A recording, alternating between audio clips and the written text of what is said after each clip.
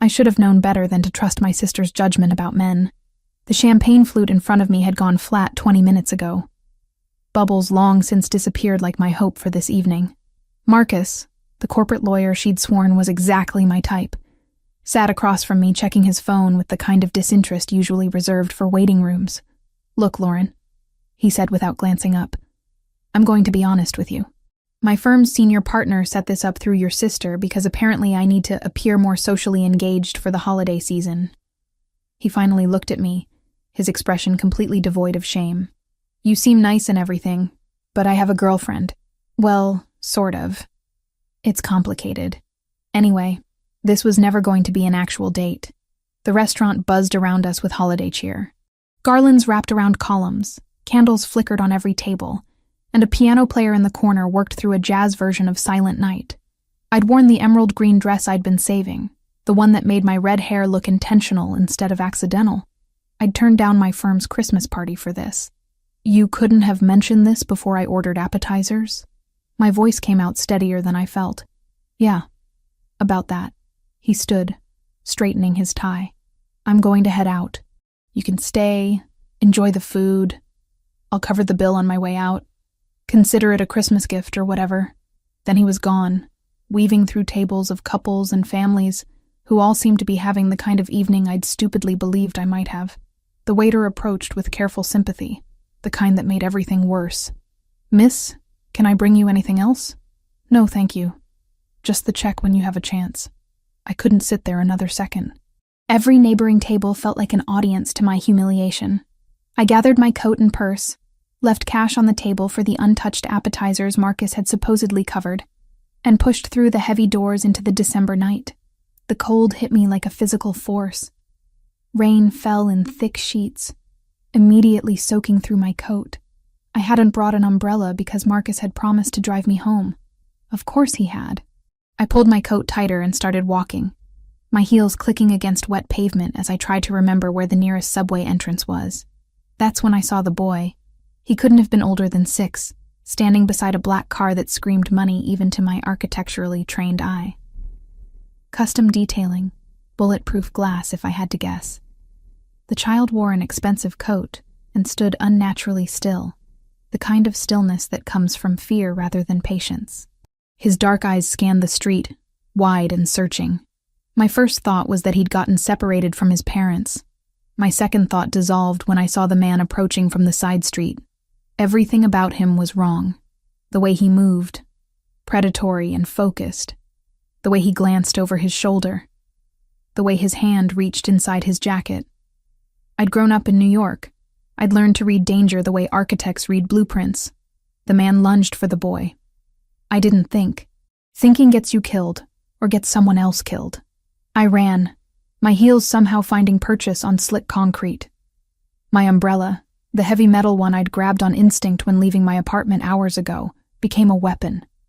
I swung it hard into the man's knee, heard the satisfying crack of metal against bone. "Get back!"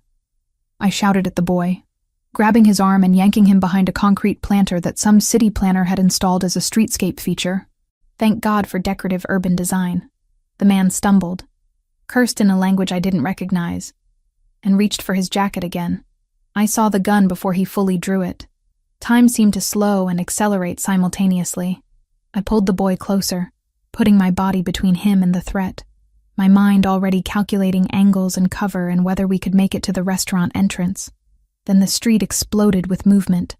3 men in dark suits materialized from nowhere, moving with military precision. The attacker tried to run. He made it maybe 5 feet before he was on the ground, face pressed into wet concrete, one of the suited men's knees on his spine. The whole thing took maybe 7 seconds. "Leo!" A voice cut through the chaos, deep and commanding and vibrating with barely controlled fury. I looked up from where I'd crouched with the boy and saw him. He strode toward us through the rain like he owned not just the street, but the entire city. Tall, broad-shouldered, wearing a suit that was somehow still immaculate despite the weather.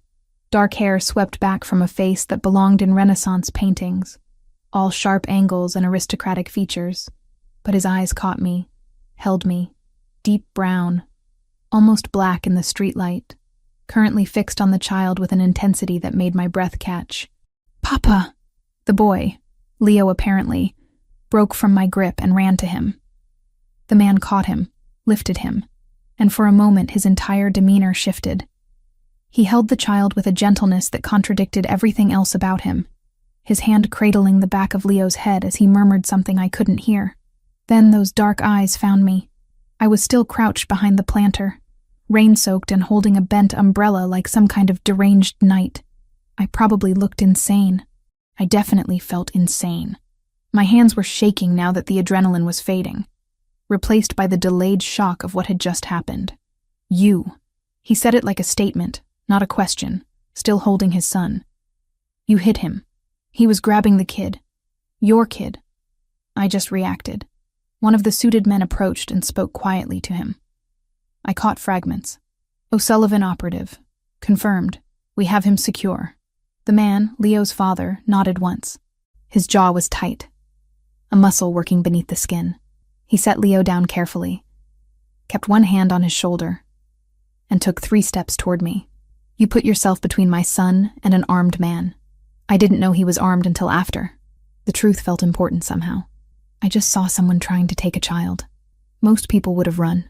He studied me with an unsettling focus, like he was cataloging every detail.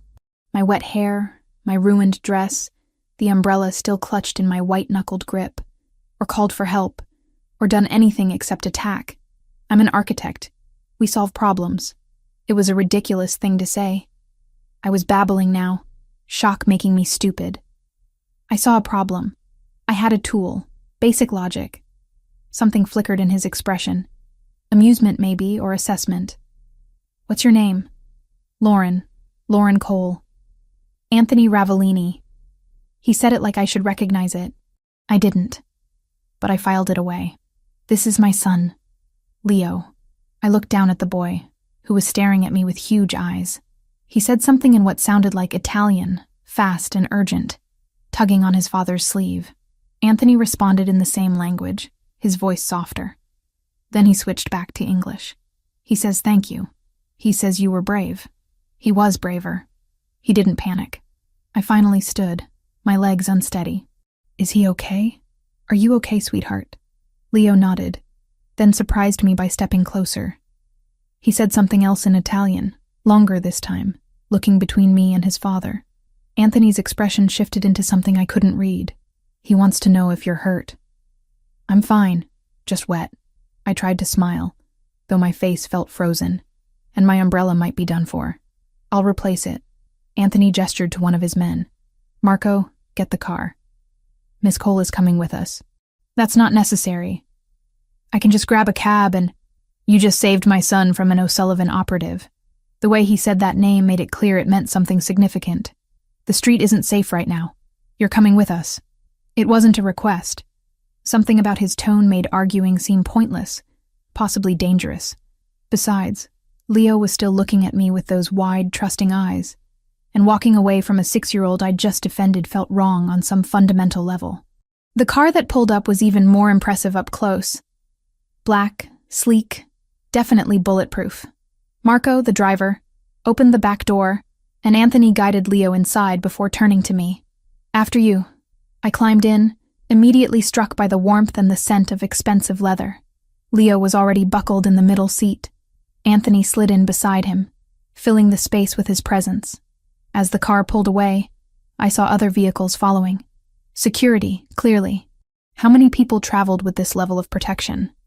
What kind of man needed armed guards and bulletproof cars? "Where am I taking you?" Anthony asked. "Queens. I can give you the address." "You live alone?" The question should have felt invasive. Somehow it just felt practical. "Yes." He nodded, already typing something on his phone. Probably running a background check, I realized with a weird detachment. Normal people don't have the resources to run immediate background checks. Normal people don't have armed security details. Normal people's children don't get targeted by people with names like O'Sullivan operatives. "Papa," Leo spoke quietly, in English this time. He looked at me, then at his father, then back to me. "Can I ask her something?" In English, so she understands. Leo turned those serious eyes on me. 6 years old, but with the gravity of someone much older. Are you scared now? A little, I admitted, but more just confused. This has been a really strange night. You were on a date? He said it matter-of-factly. Your dress is pretty, like Christmas trees. I laughed, surprised by the observation. Thank you. The date didn't go well, though. Why not? Leo, Anthony said quietly. That's personal. It's okay. I looked at the boy. Something about his directness refreshing after Marcus's calculated rudeness. The man I was supposed to meet decided he didn't actually want to be there. So he left. That's rude. Leo frowned. Mama always said rudeness is when people forget kindness on purpose. The use of past tense didn't escape me. Mama, not Mama, says. Anthony's expression shuddered completely. Your mama sounds like she was very wise, I said carefully. Leo nodded seriously. She died when I was 4. I still remember some things she said, though.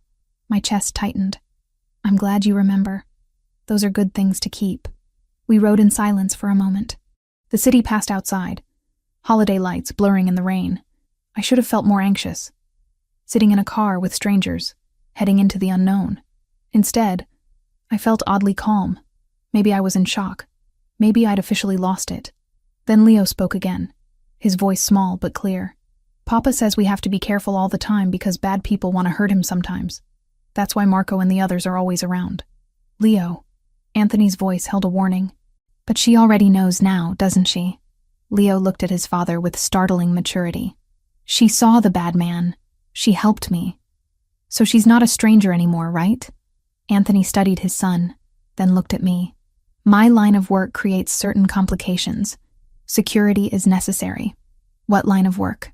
I asked, though part of me already knew I didn't want the answer. Logistics? Import? Export?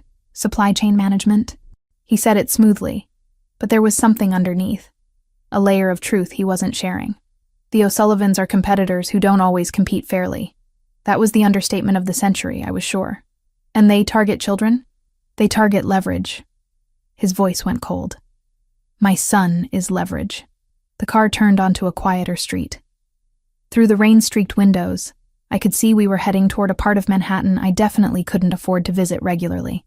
Towering buildings, doormen under lit awnings, the kind of real estate that showed up in architecture magazines.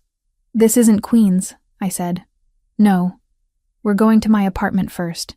You need dry clothes, something warm to drink. Then I'll have Marco take you wherever you need to go. I really don't need... Leo interrupted me, turning in his seat with sudden urgency. He looked at his father, said something in rapid Italian that I couldn't follow. Anthony responded, his voice patient but firm. Leo insisted. More Italian, gesturing at me. What's he saying? I asked. Anthony was quiet for a moment, his expression unreadable. Then he looked at me directly, those dark eyes assessing in a way that made me feel exposed. He's asking if you can be his new mother. The world seemed to stop. The rain, the car, the city outside, everything reduced to this moment. This question from a 6-year-old who'd just survived an attempted kidnapping. I don't think... I started. I told him that's not how things work, Anthony continued, his voice careful. But he seems convinced that anyone brave enough to hit a man with an umbrella would make an excellent parent. Despite everything, despite the absolute insanity of this entire evening, I laughed. Real laughter that came from somewhere genuine. Your son has interesting criteria for choosing family. He has good instincts. Anthony's eyes hadn't left my face. You didn't hesitate. When you saw danger, you didn't run. You moved toward it. That's rare. That's stupid, I corrected. I'm an architect, not a bodyguard. You're someone who acts when action is needed. He tilted his head slightly, still studying me. Tell me, Lauren Cole, do you scare easily? Tonight? Terrified. Generally? Not particularly. Good. He said it with finality, like I'd passed some test I didn't know I was taking. Because I think we need to talk about what happens next. 2 weeks had passed since Christmas night, and I'd almost convinced myself it had been some kind of fever dream. Almost. Then the email arrived with a meeting request from Ravellini Logistics, and the illusion shattered completely. The address led me to a building in Tribeca that probably appeared on Architectural Digest covers regularly. All glass and steel, the kind of modern design that made my professional heart skip beats. The lobby alone featured marble that cost more per square foot than my monthly rent. "Miss Cole," Marco appeared from nowhere, just like he had that night. "Mr. Ravellini is expecting you. 40th floor." The elevator was the kind that moved so smoothly you barely registered the ascent. When the doors opened, I stepped into a penthouse that took my breath away for all the wrong reasons. It was stunning, objectively. Floor-to-ceiling windows overlooking the Hudson, minimalist furniture in shades of gray and black, art that probably required insurance policies, but my architect's eye immediately cataloged the flaws. Single entry point, windows without obvious reinforcement, open floor plan that offered zero tactical advantage in a crisis. "You don't like it." Anthony emerged from what looked like a home office, wearing dark slacks and a white shirt with the sleeves rolled up. No tie. Somehow more intimidating than the suit. "It's beautiful," I said honestly. "It's also a death trap." His eyebrow lifted slightly. "Elaborate." I set my portfolio down and walked to the windows.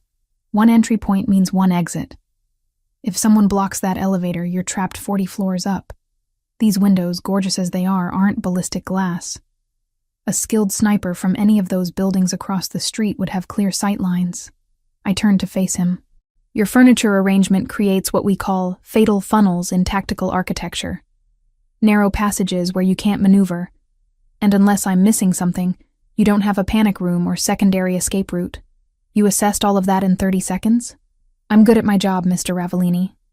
"Anthony." He moved closer, studying me with that same intensity from the car. "You refused the reward money I sent. I don't take payment for doing the right thing. Most people would have cashed the check and bought themselves something nice for Christmas." He gestured to a seating area. "Sit. We need to talk." I sat, keeping my posture professional despite the way he looked at me. Like I was a blueprint he was trying to read. "I have a problem," Anthony said, settling into the chair across from me. "Multiple problems, actually, but one you might be able to help with. I'm an architect, not a bodyguard."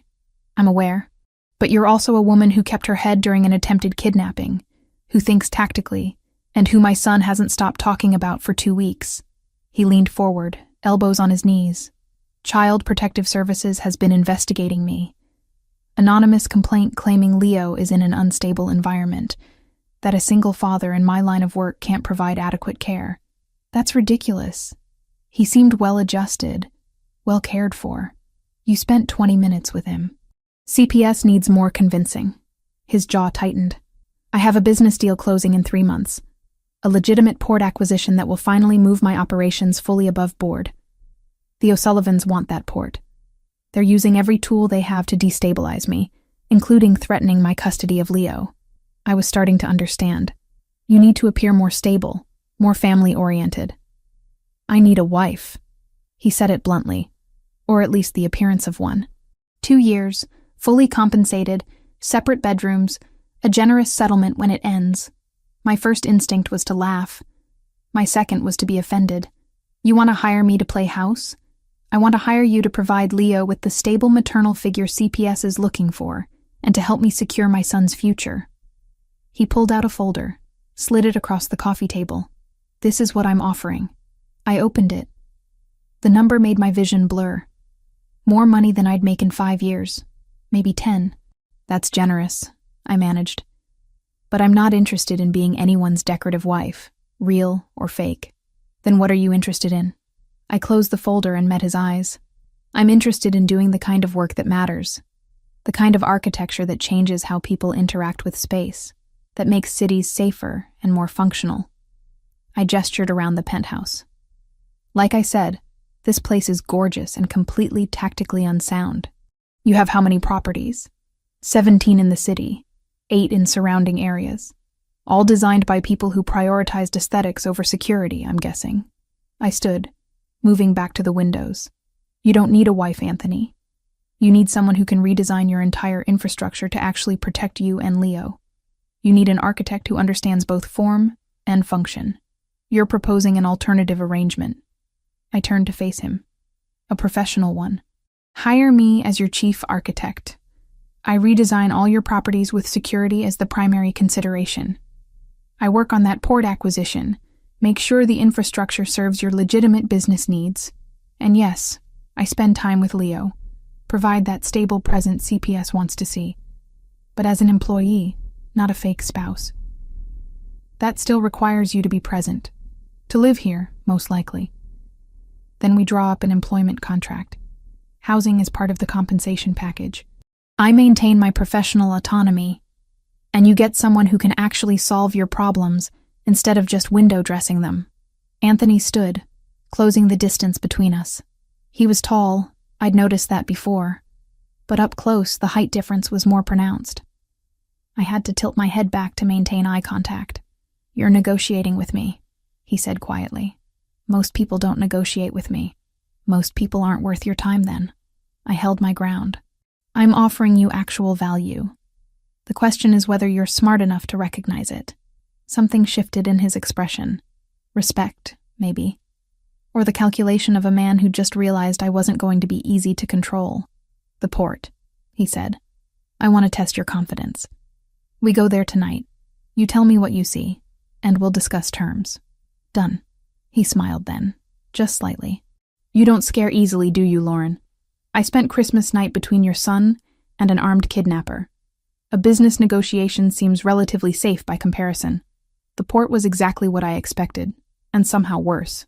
Anthony brought me in through the main entrance after dark, Marco driving while 2 other cars followed. The security presence alone told me how valuable this property was. The O'Sullivans have made 3 offers, Anthony explained as we walked the docks. Each one higher than the last. They want this location because it gives them access to every major shipping route on the East Coast. I studied the layout, the warehouses, the way cargo containers were arranged. My mind automatically cataloged the inefficiencies, the security vulnerabilities, the wasted space. Who designed this? I asked. The previous owner. He sold to me 6 months ago when his business failed. It failed because this design is deliberately terrible. I pointed to the main warehouse. Look at the loading dock placement. It creates blind spots where you can't monitor cargo coming and going. These container stacks, they're arranged to maximize hiding places, not efficiency. And your security cameras, see how they're positioned? They can be avoided by anyone who understands the angles. Anthony's expression darkened. You're saying the design was meant to facilitate smuggling. I'm saying whoever created this layout wanted you to fail. They built in vulnerabilities that make illegal activity easy and legitimate business hard. I pulled out my phone, taking photos. But I can fix it. Redesign the whole thing with proper sightlines, efficient cargo flow, and security that actually works. It'll require significant construction, probably shut down operations for a few weeks, but the result will be a port that supports legitimate logistics instead of undermining it. He watched me work, documenting everything, my mind already sketching solutions. When I finally looked up, he was studying me with that intense focus again. This is what you do, he said. You see structures and understand them completely. Buildings tell stories. This one was telling me it wanted you to fail. I met his eyes. I can make it tell a different story. Success, legitimacy, unshakable infrastructure. And my penthouse? I can redesign that too. Ballistic glass, secondary exits, panic room integrated so seamlessly your guests won't even notice. Leo would be safer. You would be safer. Anthony nodded slowly. 2 years. Full redesign of all my properties.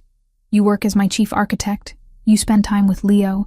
You help me present the stable family image CPS needs to see. And I maintain full professional autonomy, I added.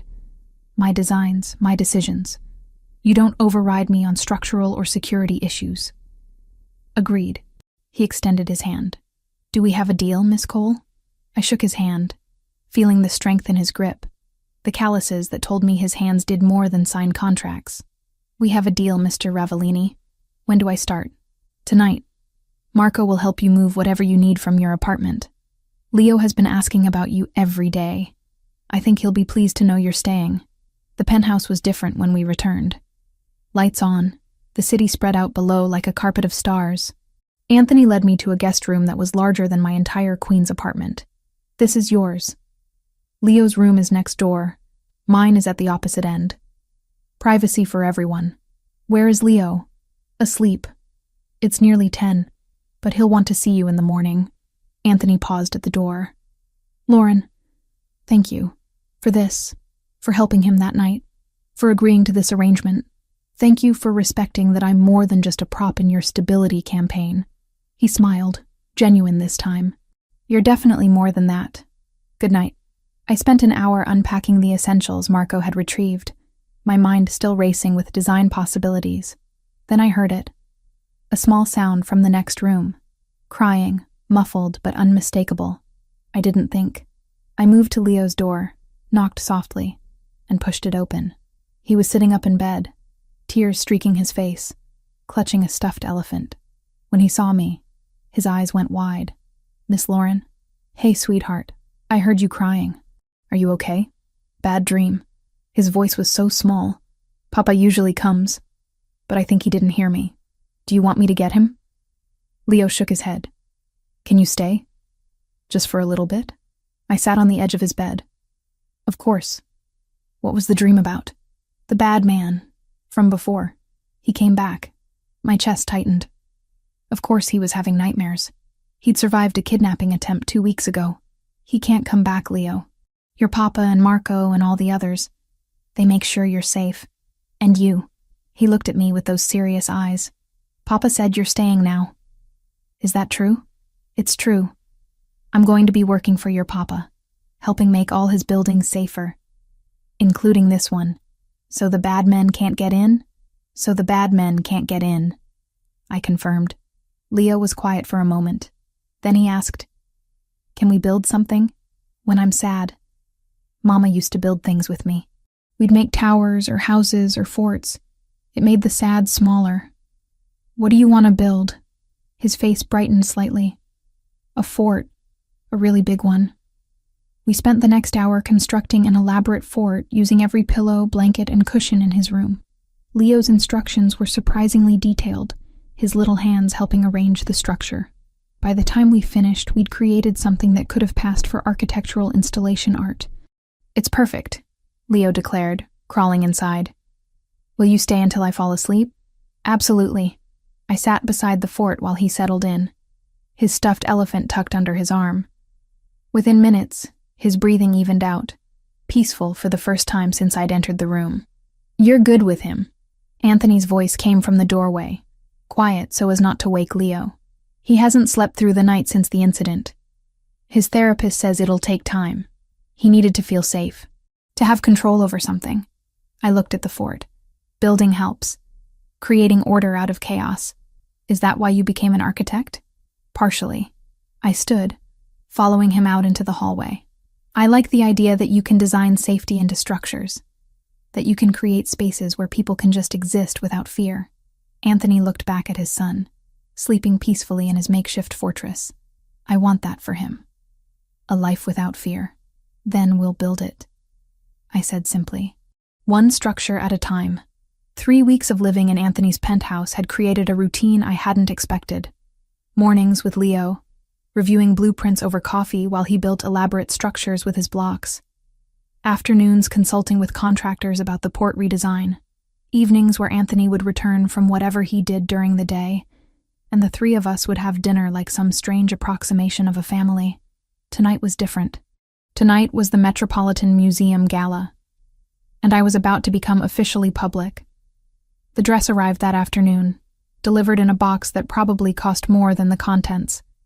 Emerald green silk that caught the light like water, cut in a way that was elegant without being revealing.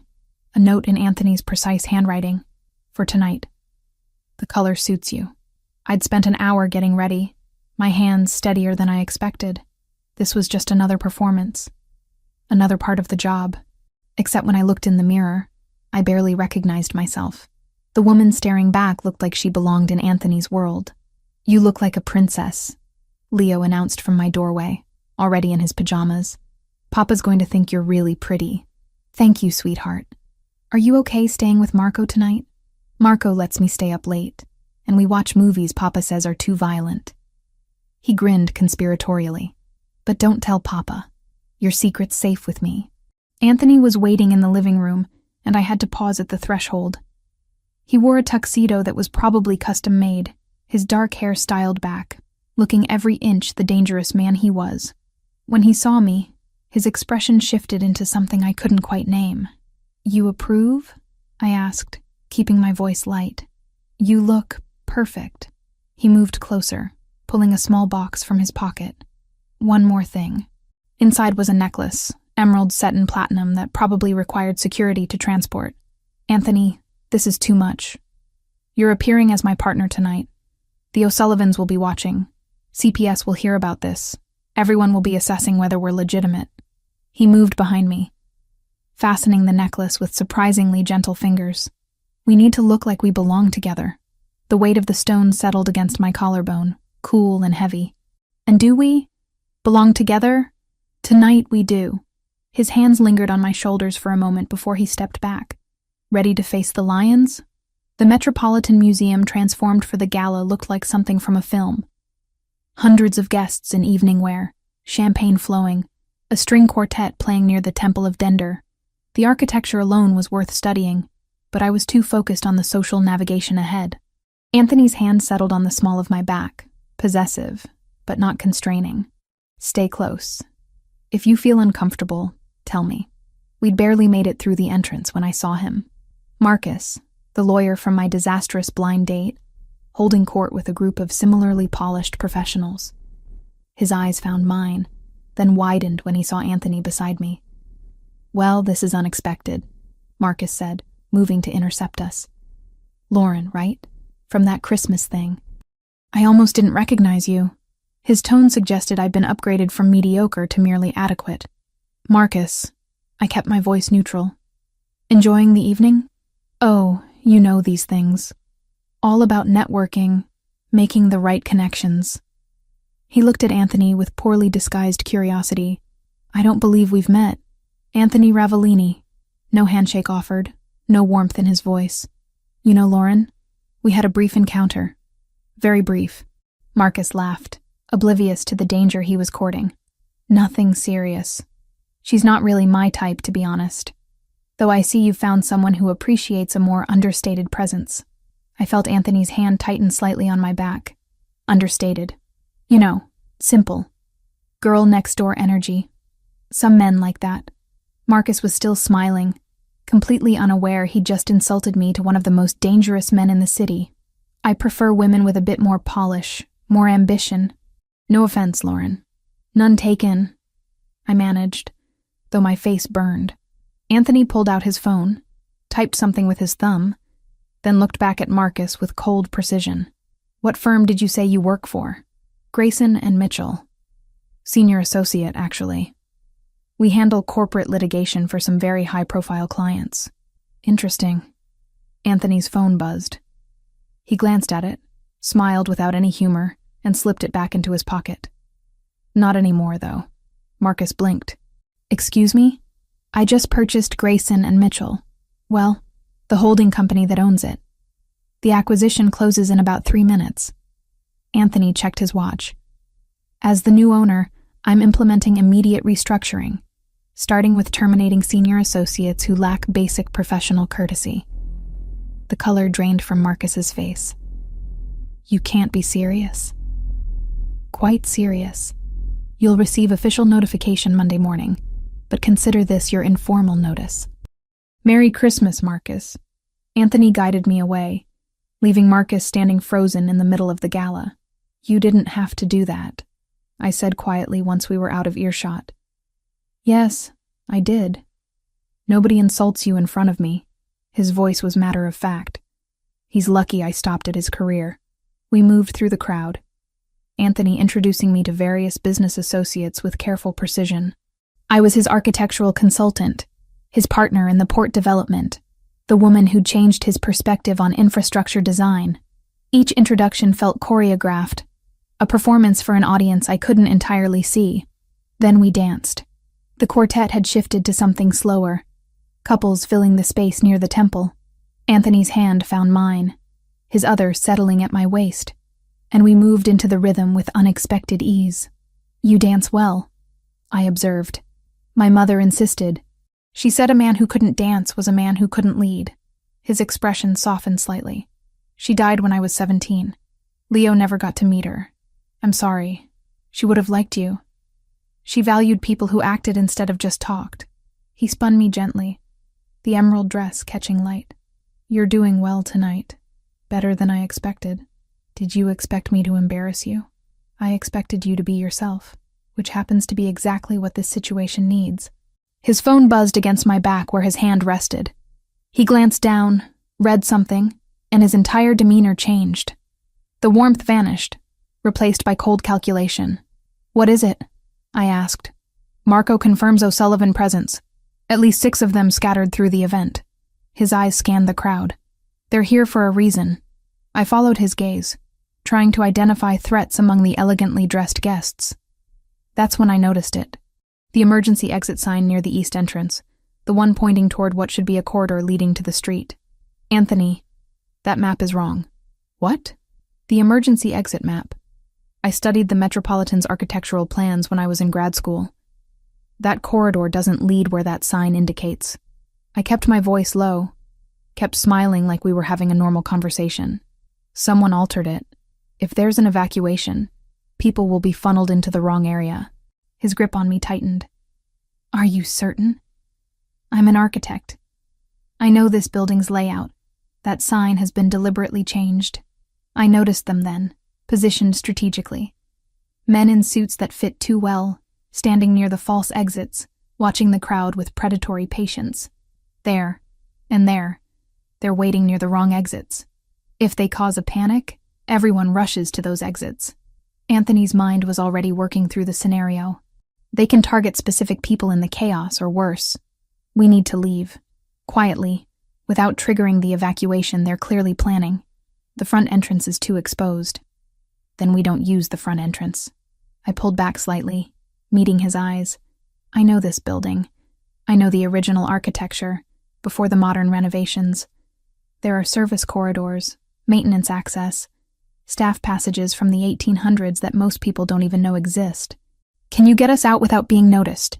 Follow my lead, and trust my engineering." We separated from the dance floor casually, as if heading toward the refreshments. Instead, I guided Anthony along the perimeter, staying close to the walls where shadows offered cover. I found what I was looking for near the Roman statuary, a service door marked staff only that most guests wouldn't even register. "This way." I pushed through, Anthony close behind me. The corridor beyond was narrow, lit by harsh fluorescents that contrasted sharply with the gala's elegant atmosphere. I moved quickly, my heels clicking on tile, following a mental map I'd studied years ago. "Where are we going?" Anthony asked. "Original maintenance access." The museum was designed with multiple hidden passages for staff to move exhibits and supplies without disturbing guests. Most were sealed during renovations, but the structural bones are still there. And I turned left at an intersection, then right, navigating by memory and architectural logic. We passed through what looked like storage areas, then down a set of stairs that belonged to another century. The walls changed from modern drywall to original stone, and I knew we were in the oldest part of the structure. "You really do know every building," Anthony observed. "I really do." We reached a heavy door, and I pushed it open carefully. Cool night air hit us, along with the sounds of the city. We'd emerged in a narrow alley behind the museum, away from the main entrance where valets and guests congregated. Anthony immediately pulled out his phone. "Marco, we're in the service alley, east side. Pick us up now." He looked at me while he waited. "How did you know that route would work?" Historical architecture was my specialty. I wrote my thesis on integrating modern security needs with historical preservation. I pulled my wrap tighter against the cold. "Old buildings have secrets. You just have to know how to read them." Marco arrived within 2 minutes, the black car sliding into the alley with precision. We climbed in, and Anthony immediately started issuing orders to his security team through his phone. When we reached his building, Marco pulled into the underground garage and stopped near Anthony's personal vehicle. That's when I saw it. "Anthony, don't get out yet." "What?" I pointed to the underside of his car, visible from our angle. A small device, clearly not part of the original design, attached near the rear axle. That wasn't there this morning when we left. Anthony's expression went ice cold. He gestured to Marco, who approached the car carefully. After a moment, Marco pulled the device free and brought it back to our vehicle. GPS tracker, Marco confirmed. Active signal, professional grade. Anthony took it, examined it with controlled fury. Someone on my team placed this. Someone with access to my personal garage, my personal vehicle. There's a traitor in your organization, I said quietly. Someone who knew we'd be at the gala, who knew which car we'd take, who had the opportunity to plant this. Everyone who works for me has been vetted. Thoroughly. Then someone got to them. Or someone's been playing a longer game than you realized. I looked at the tracker in his hand. The O'Sullivans didn't just show up at the gala hoping to cause chaos. They knew you'd be there because someone told them. They altered that emergency map because someone with inside knowledge gave them building access. This isn't random, Anthony. Someone close to you is feeding them information. He was quiet for a long moment, staring at the device. When he finally spoke, his voice was carefully controlled. Marco, take Lauren to the Catskills property. The secure one, the one only 5 people know about. I'm not going anywhere, I protested. We need to figure out who... You became a target the moment you walked into that gala on my arm, the moment you appeared in public as my partner. He looked at me, and for the first time I saw genuine fear in his eyes. They'll use you to get to me, Lauren. I won't let that happen. So you're sending me away while you investigate. I'm keeping you safe while I handle this. There's a difference. And Leo? Leo goes with you. Both of you. Away from the city. Protected by people I trust absolutely. He held my gaze. Please, don't fight me on this. I wanted to argue. I wanted to insist I could help. That running solved nothing. But I also understood tactical retreat. Knew when staying was bravery, and when it was stupidity. How long? A few days. A week at most. Just until I identify the leak and eliminate the threat. He reached out, touched my cheek briefly. You saved us tonight. Let me return the favor. Marco drove us back upstairs to collect Leo and some essentials. Within an hour, we were in a different vehicle heading north out of the city. I watched Manhattan disappear behind us, the skyline glittering against the night sky. Leo was asleep in the seat beside me, his head resting on my shoulder, completely trusting. Anthony had stayed behind to begin his investigation, to root out whoever had betrayed him. And I was heading into isolation with his son, wondering if the man I'd agreed to work for was about to wage a war I'd only just begun to understand. 6 weeks had passed since the gala, since the safe house in the Catskills where Leo and I had spent 3 days building snow forts while Anthony dismantled his organization looking for the traitor. He'd found 3 low-level security personnel who'd been bought off by the O'Sullivans, feeding them information about schedules and movements. None of them had been the primary leak, the one who'd had access to everything. But their removal had made things safer. Temporarily. Now I stood in the middle of my construction site. Hard hat secured. Blueprints rolled under my arm. Surrounded by the skeletal framework of what would become a mixed-use development in the financial district. My project. My design. Anthony had funded it as part of our arrangement, and I'd thrown myself into the work with singular focus. Miss Cole, we need your approval on the foundation reinforcement. My site manager, a gruff man named Patterson who'd initially been skeptical of a 28-year-old woman running a multi-million-dollar project, now deferred to me on every decision. Respect earned through competence felt better than respect given through fear. I examined the specs he'd brought, checking the steel placement against my calculations. This needs adjustment. The load-bearing capacity here isn't accounting for potential seismic activity. I want additional cross-bracing installed before we pour concrete. That'll add 3 days to the schedule. 3 days now prevents catastrophic failure later. Make it happen. He nodded, taking the marked-up plans back to his crew. I loved this part. The problem-solving, the way abstract designs became concrete reality, the knowledge that every decision I made would affect how people lived and worked in this space for decades. You're in your element. Anthony's voice came from behind me, and I turned to find him picking his way across the construction site in what had to be $1,000 suit.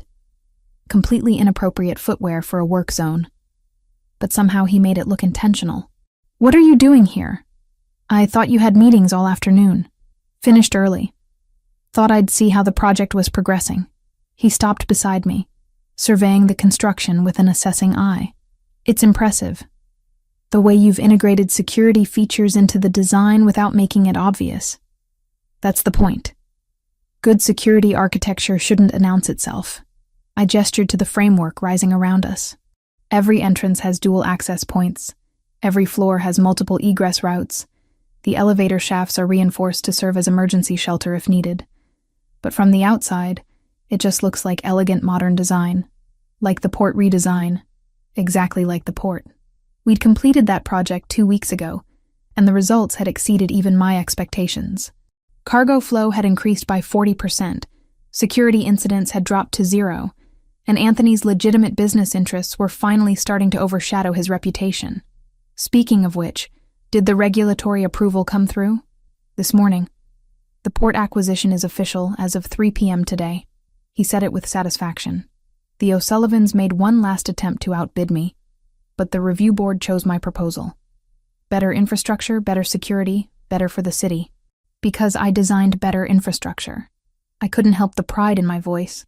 "Because you designed better infrastructure," he agreed. "Which is why I wanted to show you the preliminary plans for the new warehouse facility. I need your assessment before I approve construction." We moved to the construction trailer I'd converted into a temporary office. Inside, away from the noise and dust, Anthony spread architectural drawings across the makeshift desk. I studied them, immediately identifying issues. Who designed this? The firm the O'Sullivans recommended before I cut ties with them. These plans were drawn up 6 months ago, before you came on board. It's terrible. I pointed to several areas. Look at this loading dock configuration. It creates blind spots everywhere. And this warehouse interior layout? It's designed for concealment, not efficiency. Whoever made these plans wanted you to have operational problems. That's what I suspected. Anthony's expression hardened. Further evidence that this rivalry goes deeper than business competition. A loud metallic groan cut through our conversation. We both froze. "That's not normal," I said, already moving toward the door. "Lauren, wait." I pushed outside just in time to see the crane arm beginning to collapse. Not a mechanical failure. The angle was wrong, the way the cable had been severed too clean. This was sabotage. "Everyone get back!" I screamed at the workers below. "Move now!" The crane arm swung toward us in what felt like slow motion, but was probably only seconds. I calculated trajectories automatically, identified the impact zone, realized with cold clarity that the construction trailer was directly in the path of destruction. I grabbed Anthony's arm and pulled. "The maintenance tunnel." "Now." "What maintenance tunnel?" "The one I had installed last week for utility access." "Come on!" We ran, my boots finding purchase on loose gravel as the crane's shadow grew larger overhead. I'd designed a service tunnel system into the foundation work, partially for legitimate utility purposes, partially because I always designed backup systems into everything. The entrance was 50 feet from the trailer, a steel door set into what looked like a temporary retaining wall. I yanked it open just as the crane arm crashed down behind us. The sound was deafening, metal shrieking against concrete, the trailer crumpling like paper. I shoved Anthony through the door and dove in after him, slamming it shut. Then the ground shook. The impact must have destabilized the excavated area above us. Dirt and debris rained down, and I heard the sickening sound of structural collapse. The lights went out instantly, emergency battery backups failing to kick in. Complete darkness surrounded us. "Lauren?" Anthony's voice came from very close, tight with controlled panic. "I'm here. Are you hurt?" "No." "What just happened?" "The crane collapse triggered a partial cave-in. We're in the service tunnel I designed for the foundation utilities. The structure should hold. It's reinforced concrete rated for twice the load currently on it." I pulled out my phone, activating the flashlight. The beam illuminated a narrow space, maybe 4 feet wide, stretching into darkness. "We're safe." "Safe." He repeated the word like it was foreign. In the phone's glow, I could see his face.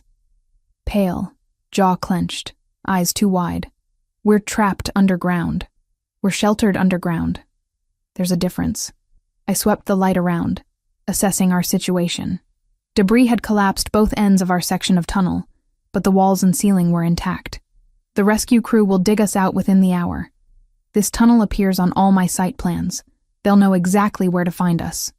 Anthony didn't respond. I looked at him more carefully and realized he wasn't just scared. He was barely holding it together. His breathing had gone shallow and rapid, his hands clenched into fists, his entire body rigid with the effort of maintaining control. "Anthony, look at me. I can't." His voice cracked. "I can't be here. I need to get out." Claustrophobia. The weakness he'd mentioned once in passing. The fear he'd never fully explained. And here we were, trapped in a confined space underground. And the most dangerous man I knew was falling apart. "Anthony," I used my firmest voice, the one I used with contractors who questioned my judgment. "You need to listen to me right now." "Can you do that?" "Lauren, I can't breathe.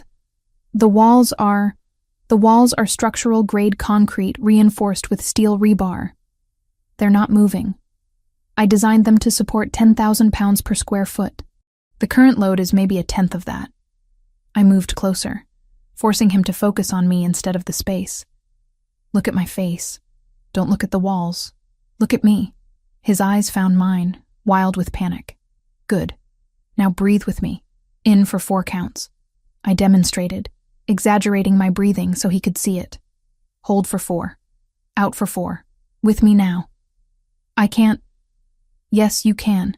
You trust my engineering, don't you? You trusted my port design. You trusted my security assessments. So trust this. I'm telling you this space is safe. I built it to be safe. Now breathe." I watched him struggle, watched him fight against the irrational terror that had seized him. Slowly, painfully, he managed to sync his breathing with mine. 4 counts in. Hold. 4 counts out. That's it. Keep going. I kept my voice steady, authoritative. This tunnel is 8 feet long, 4 feet wide, 6 feet high. I know because I specified every dimension. The concrete was poured 3 days ago, which means it's reached 70% of its full strength. By the time it fully cures in 4 more days, it'll be strong enough to support a building. How do you know all that? His breathing was still too fast, but slower than before. Because I'm an architect, and I know everything about my buildings. Every measurement, every material, every structural capacity. I swept the phone light around again, deliberately methodical. "See this ceiling? That's a continuous pour, no seams, no weak points. These walls are 18 inches thick. Nothing is collapsing. Nothing is going to hurt you. People die in cave-ins. People die in poorly designed spaces with inadequate structural support. This is not that." I touched his arm, felt him trembling. "I need you to trust me, Anthony. The same way you trusted me to redesign your port, to secure your buildings, to keep Leo safe that night in the park. Trust that I know what I'm doing." He was quiet for a long moment, still breathing hard but more controlled. "I hate this. I know. I hate that you're seeing me like this." "Like what? Human?" I sat down against the wall, tugging him down beside me. "Everyone has fears, Anthony. Yours just happens to be confined spaces. Mine is heights, if you're curious. I design skyscrapers, but I can't go past the 10th floor without feeling sick. You never mentioned that, because it doesn't define me. Your claustrophobia doesn't define you either." I kept the phone light pointed away from our faces, giving him shadows to hide in. "Tell me what triggered it. The fear, I mean. There's usually a cause." He was silent so long I thought he wouldn't answer. "Then, when I was 12, my father's enemies locked me in a shipping container for 2 days. Punishment for something he'd done. It was completely dark, no food, no water. I could hear them outside, laughing. I thought I'd die there." My chest tightened. "Anthony, I'm so sorry. My father eventually negotiated my release, but by then I'd already broken. I've hated enclosed spaces ever since. Small rooms, elevators, anywhere I can't see an exit." His breathing hitched again. "This is my nightmare made real. Then let's unmake it." I shifted position, directing the phone light toward the debris blocking the tunnel exit. I'm going to talk you through the engineering while we wait for rescue. Every calculation, every design decision, every reason why this space is safe. Will that help? I don't know. We're going to try anyway.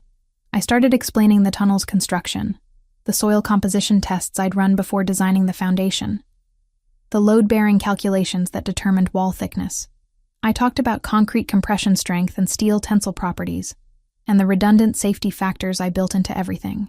Slowly, gradually, Anthony's breathing normalized. He started asking questions, technical ones about construction methodology and material science. I answered each one thoroughly, grateful for my education, for my obsessive attention to detail, for every boring lecture on structural engineering I'd ever sat through.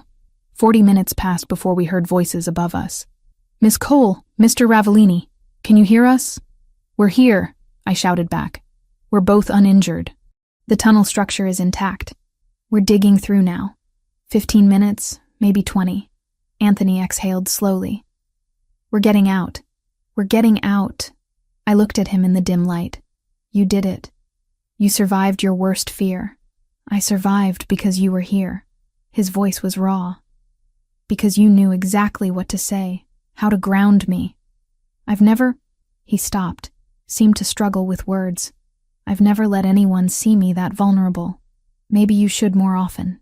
"Vulnerability isn't weakness, Anthony. In my world it is. Then your world is wrong." The rescue crew broke through 12 minutes later, and fresh air and daylight flooded the tunnel. I'd never been so grateful for open sky. They pulled us out one at a time, medics immediately trying to check us over. I waved them off, more concerned with the crane collapse. Patterson was there, covered in dust, his expression grim. "Sniper, Miss Cole." We found the position across the street, building under renovation. Clean shot to the crane cable. This was deliberate. "Anyone hurt?" I demanded. "Minor injuries. Nothing serious. You screaming that warning gave everyone time to clear the zone." He looked at Anthony. "Someone tried to kill you, sir." No question about it. Anthony's face had gone cold. All traces of his earlier vulnerability erased. He pulled out his phone, already issuing orders. "Marco, lock down all my properties. I want locations on every employee, every contractor, everyone who had access to this site. Someone placed a sniper, which means someone gave them the schedule." I watched him transform back into the dangerous man I'd first met, and something in my chest ached. He'd let me see him break, and now he was rebuilding the walls higher than before. When he finished his calls, I pulled him aside. "Anthony, I need to get you somewhere safe." This was an escalation.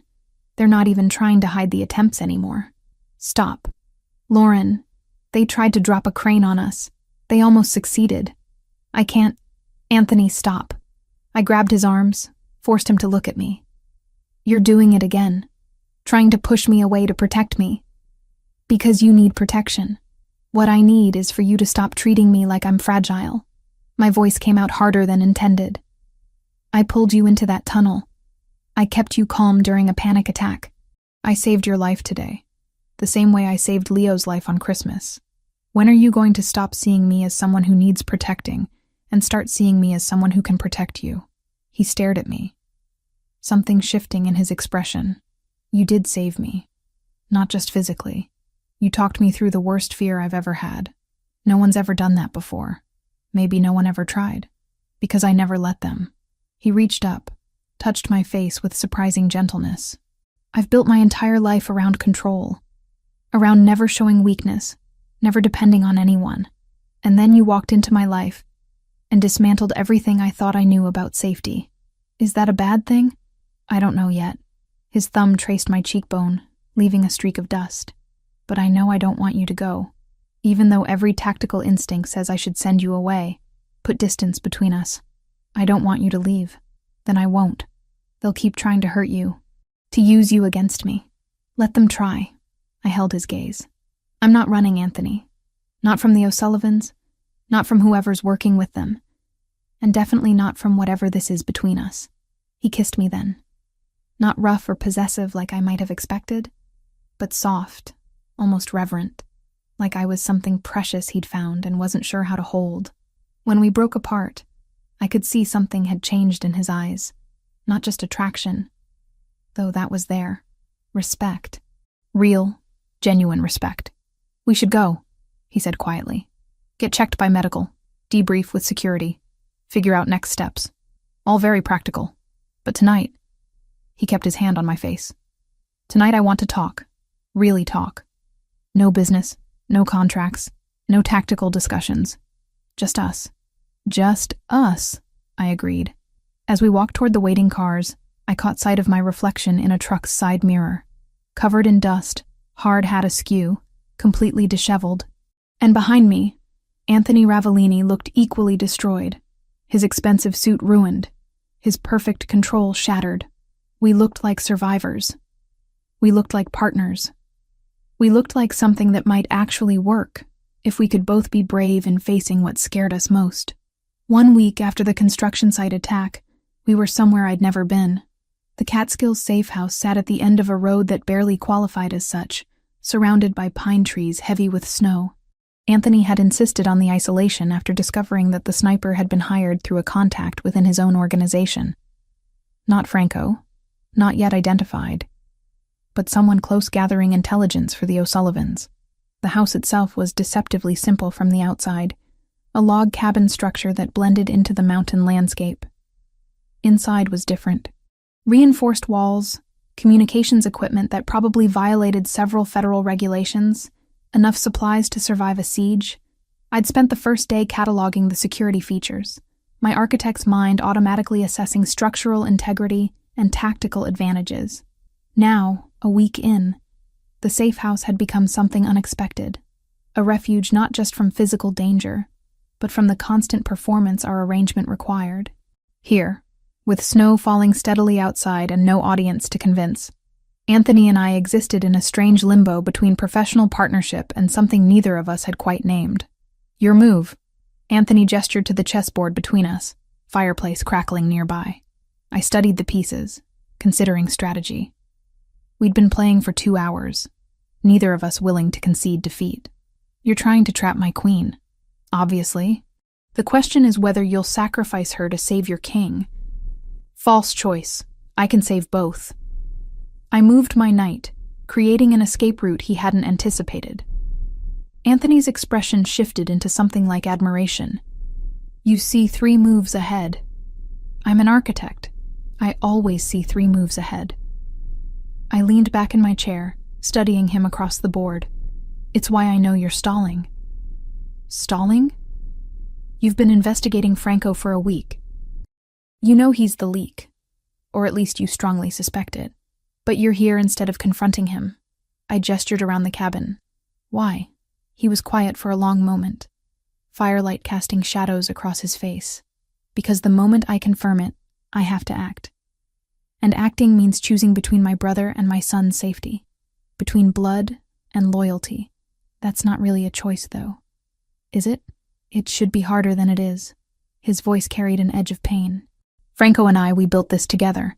After our father died, we were supposed to share leadership. But the old guard chose me, and Franco never forgave that. So he's punishing you by helping the O'Sullivans destroy everything you've built. He's punishing me by threatening Leo." Anthony's jaw tightened. "That I can't forgive. Family loyalty ends when children become weapons." Leo was asleep upstairs, exhausted from building an elaborate snow fort with the 2 security personnel Anthony trusted most. Former Navy SEALs he'd known for 15 years. Men who'd never met Franco, never had contact with the parts of the organization that had been compromised. If we were safe anywhere, it was here. My laptop sat on the table nearby, port redesign files open. I'd been working remotely, finalizing specifications while Anthony coordinated his investigation through encrypted channels. The work kept me grounded, reminded me I had purpose beyond this strange domestic situation. Anthony's phone rang. He glanced at the screen, then at me. "I need to take this. Business." "Of course." He moved toward the back office while I turned my attention back to the chessboard, analyzing the position. 3 moves to checkmate if he didn't see my strategy. 4 if he did. His phone rang again. Different ringtone. the personal line he kept for family and close associates. It was sitting on the table where he'd left it, vibrating insistently. I hesitated. Answering someone else's phone crossed boundaries our carefully professional arrangement had maintained, but the ringing persisted, and something about the urgency felt important. I picked it up. "Hello?" Well, a woman's voice, cold and amused. "You must be the architect. The little bird Anthony's been hiding in his nest." Every instinct screamed danger. "Who is this?" "Tell your dear Anthony that we already have everything we need." Franco was very generous with information. Port designs, access codes, offshore account numbers. Everything. The woman's laugh was sharp. "The port will be ours in 72 hours. There's nothing he can do to stop it now." The line went dead. I sat frozen, the phone still pressed to my ear, my mind racing through implications. Franco. It was confirmed. Anthony's brother had sold him out completely, had handed the O'Sullivans everything they needed to destroy his legitimate business interests. "Lauren?" Anthony emerged from the office, saw my expression, moved quickly to my side. "What happened?" "Someone called. A woman. She said Franco gave them everything. The port designs, the accounts, all of it." I handed him the phone, my hand steadier than I felt. "She said they'll have the port in 72 hours. He checked the call log, his face going carefully blank in that way that meant he was barely controlling fury. "O'Sullivan contact line. They wanted us to know. Wanted to gloat." He set the phone down with deliberate care. "Franco, I'd hoped I was wrong. I'm sorry. Don't be sorry for me. Be sorry for him." Anthony's voice was ice. He chose this. He chose to betray not just me, but Leo, his own nephew. I stood, moved closer, uncertain what comfort looked like for a man whose brother had just committed the ultimate betrayal. "Tell me about him." "About Franco. Not the traitor, but before, when you were brothers." Anthony was silent so long I thought he wouldn't answer. Then he moved to the window, staring out at snow-covered darkness. He was 3 years older. After our father died, he thought he'd inherit leadership. He'd been groomed for it, trained, prepared. But the old families, they chose me instead. Why? Because I was willing to go legitimate, to transition the business into something sustainable. Franco wanted to maintain tradition, keep doing things the way our father had. The council saw me as the future, and him as the past. His reflection in the window looked haunted. I should have found a way to include him. Should have given him real authority, not just token positions. But I was young and arrogant, and convinced I knew best. So he resented you. He hated me. Hid it well, played the loyal brother. But the hate was always there. I just didn't want to see it. Anthony turned from the window. My ex-wife, Leo's mother. She left when she discovered what the family business really was. Not logistics and import-export, but everything underneath. The money laundering, the protection rackets, all of it. That's when you decided to go legitimate. That's when I realized I was becoming my father. Building an empire on foundations that would eventually destroy my son, the way they'd destroyed me. His expression was raw. She took the divorce settlement, signed away custody, and disappeared. Leo was 2 years old. He doesn't remember her. Not really. Just stories I tell him about a woman who couldn't handle our reality. That's not fair to her. Or to you. Fair doesn't matter. What matters is that Leo knows his mother chose money over him, and I've spent every day since proving I'd choose him over everything. Anthony's voice cracked slightly. Including my brother, apparently. I closed the distance between us, taking his hands. They were cold, despite the fire's warmth. You're not choosing Leo over Franco. Franco already made his choice when he sided with people who tried to kidnap your son. When he sold out the port project that would legitimize everything you've built. He chose his resentment over family. I know. Knowing doesn't make it easier. It's not supposed to be easy. If it were, you'd be the kind of man who doesn't deserve Leo's trust. I squeezed his hands. Anthony, I need you to hear something. I'm not here because of the money, the contract, the compensation, the projects. Those are all reasons I agreed to this arrangement, but they're not why I stayed. Why did you stay? Because Leo asked me to help him build a fort that first night. And you let me. Because you trusted me with the port redesign even though I criticized everything. Because you let me see you panic in that tunnel. And didn't hate me for witnessing your fear. I met his eyes directly. I stayed. Because you gave me purpose beyond designing buildings. You let me build something that actually matters. A family. His hands tightened on mine. This wasn't supposed to be real. It was supposed to be a business arrangement that benefited us both. I know. I've been trying not to feel this. Whatever this is. His voice dropped lower. Because everyone I trust eventually leaves. My father died. My mother died. My wife left. And now my brother betrayed me. Caring about people just means giving them power to destroy you. Or giving them the chance to save you. I moved closer. Closing the last space between us. I pulled you out of that tunnel, Anthony. I kept you breathing when panic was drowning you. I'm not running from whatever this is between us. The question is whether you're brave enough to stop running too. He kissed me then. And it was different from before. Not gentle or exploratory, but desperate. Like he was trying to prove something to himself. I kissed him back with equal intensity, pouring everything I couldn't quite articulate into the contact. When we broke apart, we were both breathing hard. 72 hours, he said finally. That's how long we have before Franco completes the transfer. I need to get back to Manhattan, access the main servers, block the transaction before it's finalized. Then we go back. Not we. Me.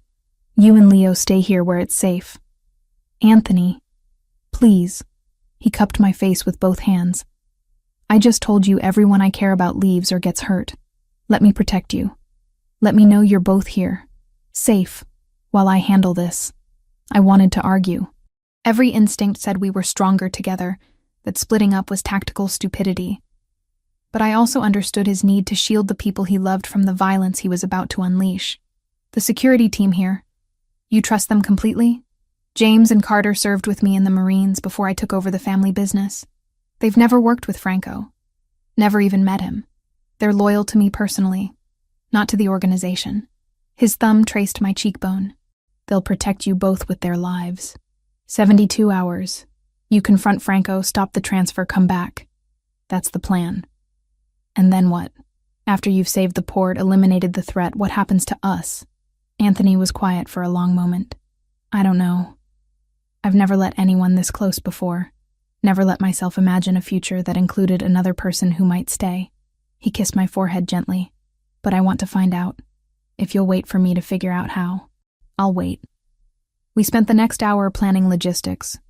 Anthony would leave at dawn, take the helicopter despite the weather. I'd continue working remotely, keep Leo occupied and safe, wait for the all clear. Simple, straightforward. Absolutely nothing that could go wrong with a plan this dependent on everything going right. Leo came downstairs, rubbing sleep from his eyes. Papa? I heard voices. Come here, Piccolo. Anthony scooped him up despite the boy's 6 years making him almost too big for it. I need to go back to the city for a few days. Business. But Lauren will be here with you, and James and Carter. Is it the bad people again? I'm making sure the bad people can't hurt us anymore. Anthony kissed his son's hair. Will you be brave for me? Help Lauren. Listen to James and Carter. Be the strong boy I know you are. Leo nodded seriously. I'll protect Lauren. Like she protected me that night. That's my boy. Anthony set him down, ruffled his hair. Now back to bed. Big day of snow forts tomorrow. After Leo went upstairs, Anthony turned back to me. If anything happens, nothing will happen. If it does. If Franco has more resources than I anticipate. If the O'Sullivans make a move I don't predict. He pulled an envelope from his jacket pocket. Everything is in here. Account information, legal documents, custody arrangements. You become Leo's guardian if I don't come back. Anthony, don't. I need to know he'll be safe. That someone who actually loves him will be there. He pressed the envelope into my hands. Promise me. I promise. But you're coming back. I'm coming back. He agreed. Because I have a lot more to lose now than I did 3 months ago. Dawn came too quickly. I stood at the window watching the helicopter lift off through falling snow. Anthony's face visible for a moment before the aircraft banked and disappeared into gray sky. James and Carter had confirmed the route was clear, weather manageable, ETA to Manhattan 90 minutes. Leo pressed against my side, watching his father leave. "He always comes back. He always comes back," I echoed, hoping I was telling the truth. We spent the day building elaborate structures in the snow, while I tried not to check my phone every 5 minutes. Anthony texted once to confirm arrival, once more to say he was meeting with his technology team. Nothing after that. I told myself he was busy, focused, dealing with the crisis. I told myself there was nothing to worry about. The lie felt thin even to me. The call from Anthony came at 3 a.m, pulling me from restless sleep in the safe house. His voice was tight, controlled. "I'm back in Manhattan. We need to move now." I was already awake. Had been for hours, really, watching snow accumulate against the windows while Leo slept peacefully down the hall. James and Carter were on rotation, one watching monitors, one patrolling the perimeter. Everything secure. Everything according to plan. "What's the situation?" Franco scheduled the asset transfer for 8 a.m., Swiss banking hours. That gives us 5 hours to access the central servers, identify how he's routing the transaction, and block it before it completes. A pause. "I need you here. Your architect credentials give you system access he doesn't know about. The network infrastructure you designed, the security protocols, he never paid attention to that level of detail. I'm on my way. Lauren." His voice softened fractionally. "If this goes wrong, if Franco has more backup than I anticipate, I need you to promise me something. Don't. Promise me you'll protect Leo. The custody documents are filed. The lawyers have everything. If I don't come back, you take him somewhere Franco can never find him. Somewhere the O'Sullivans have no reach. You're coming back. We both are. That's the only acceptable outcome." I kept my voice firm. Architect presenting to difficult clients firm. "Tell Marco I need extraction in 30 minutes. And Anthony, we're going to win this." The helicopter ride to Manhattan was brutal. Wind shear making every minute feel like the aircraft might simply give up and fall. I spent the flight reviewing network diagrams on my tablet, tracing the digital architecture I'd built into Anthony's systems. Franco would be looking for obvious blocks, IT team interventions, legal freezes. He wouldn't be looking for an architect with root access to building management systems that happened to integrate with financial servers. We landed on Anthony's building roof at 4:15 a.m. Marco escorted me down to the executive floor where Anthony waited, surrounded by 3 men I recognized from security briefings. His inner circle, the ones who'd never worked closely with Franco. "Show me what you need," I said without preamble. He led me to a conference room converted into a war room. Multiple monitors displayed network traffic, security camera feeds, and what looked like financial tracking software. "Franco's in the building. Came in 2 hours ago, accessed the server room with his executive credentials. He's been in there since." "Doing what?" "Setting up the transfer protocols. He needs physical access to bypass certain security measures. Once he initiates the sequence at 8 a.m., the assets route through a series of shell companies before landing in an O'Sullivan trust account. By the time regulatory agencies track it, the money's already been laundered through 3 countries. I studied the network map. He's using the primary financial server, the one in the climate-controlled room on 38. Correct. Which means he doesn't know about the backup system. I pulled up a different schematic. When I redesigned your infrastructure, I insisted on redundant everything, including a mirror server that shadows every financial transaction in real time. It's housed in what looks like a building management closet on 40. Anthony's expression shifted into something like hope. "Can you access it?" "I designed it. Of course I can access it." I was already typing, pulling up administrative interfaces. "But we need to physically get to that room. If Franco's monitoring network traffic, he'll see any remote intervention. We need to be on site, make the changes locally, make him think everything's proceeding normally until the moment it isn't. Then we go now." The 40th floor was technically under renovation. My urban development project extending into Anthony's corporate headquarters. That gave us cover, a reason to be there if anyone questioned it. We took the service elevator, Marco and 2 other security personnel flanking us. The building management room was exactly where I'd specified it during construction, tucked behind what looked like utility access. I used my architect keycard, the one that opened maintenance areas throughout the building, and we slipped inside. Banks of servers hummed in climate-controlled precision. I found the terminal I needed, logged in with credentials Franco had never known existed, and started working. "What are you doing?" Anthony asked quietly. "Creating a digital trap. Franco's transfer protocol expects certain responses from the banking interface. I'm setting up a mirror transaction that will appear to complete successfully on his end, but actually routes everything into a regulatory holding account. The moment he initiates, every federal banking watchdog gets an automatic alert about suspicious activity." My fingers flew across the keyboard. "He'll think he succeeded right up until federal agents walk through his door." "How long?"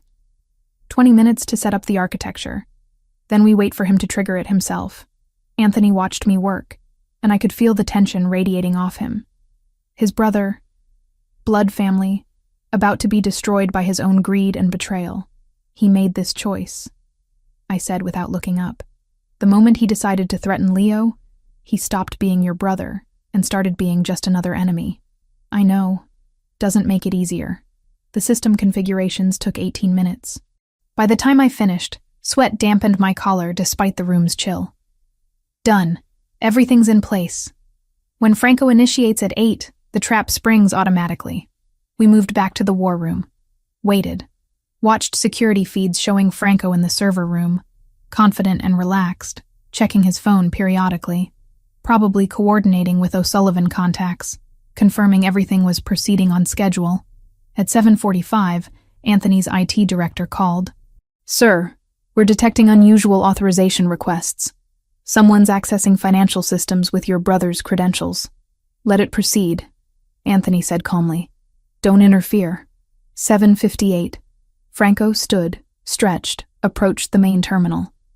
Even through the grainy security footage, I could see his expression. Satisfaction. Victory. The smile of someone who thought he'd finally won. 8 a.m. Exactly. Franco entered the final authorization code. On our monitors, everything lit up simultaneously. Transaction initiated. Routing protocols engaged. And then, exactly as I'd programmed, the redirect kicked in.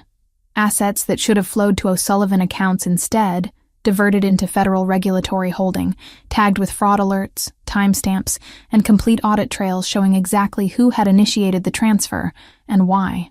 Franco's expression on camera shifted from satisfaction to confusion. He typed frantically, trying to verify the transaction, but the system showed completion. Success. He'd have no idea what had actually happened until much later. "Now," Anthony said. We moved as a unit. Down 2 floors, through corridors I'd designed with multiple access points for exactly this kind of tactical necessity. Marco and his team spread out, controlling exit routes. By the time we reached the server room, Franco had realized something was wrong. The door opened to reveal him surrounded by 3 men in private security uniforms. Not Anthony's people. Franco's own hired protection. Probably promised bonuses from his O'Sullivan windfall. Brother. Franco's voice dripped with false warmth that couldn't quite hide the edge of panic. "Come to congratulate me on my successful transaction? Come to watch you fail," Anthony replied evenly. "Your transfer didn't go where you thought, Franco. Every asset you tried to steal is now frozen in regulatory investigation. The FBI received automatic notifications the moment you initiated. They're probably in the building already." Franco's face went white. "You couldn't have. The system, I checked everything. You checked the primary system. You never knew about the backup." Anthony stepped forward. "You betrayed your family for money and revenge. You threatened my son.